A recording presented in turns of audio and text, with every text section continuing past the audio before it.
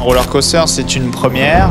On avait une forte attente de nos visiteurs, donc on a fait plusieurs propositions et on a trouvé le meilleur compromis entre la vraie sensation, mais aussi une histoire qu'on vient raconter, et c'est l'histoire des astronautes. Donc on a trouvé une très bonne combinaison et qui marche aujourd'hui avec Objectif Mars. Construire un coaster a été quelque chose de nouveau pour nous. Il y a eu une grosse organisation à mettre en place avant de pouvoir commencer à poser les premières pièces. On a fait beaucoup de réunions autour de plans pour mettre en place les équipes. On a eu aussi beaucoup de travail sur la logistique, préparer tout ce qui était matériel de levage.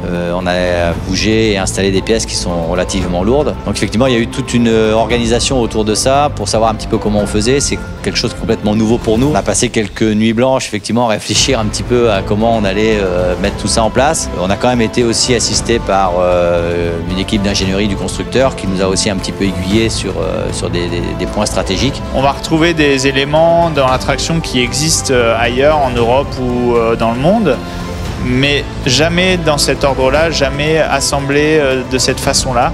Et c'est ça qui fait qu'on a vraiment quelque chose d'unique. Et on retrouve également de l'innovation dans les effets spéciaux avec des choses qui n'existent pas ailleurs. Donc cette attraction a été installée pour avoir une capacité de passage importante. Aujourd'hui, c'est une des plus grosses capacités que peut avoir le Futuroscope. Donc l'installation totale représente 540 mètres de rails, aujourd'hui posés sur 153 colonnes qui sont fixées sur des plots béton.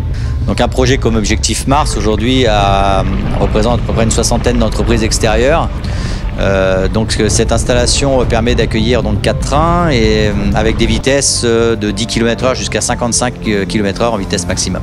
On est sur un centre d'entraînement spatial, donc ça veut dire qu'on propose à nos visiteurs de devenir astronautes, du moins de passer les tests pour voir s'ils sont aptes ou pas. Et on va avoir à la fois des tests théoriques, pédagogiques, et à la fois des tests physiques avec le roller coaster qui est vraiment le clou du spectacle, qui va vous dire si vous êtes apte ou pas à aller dans l'espace.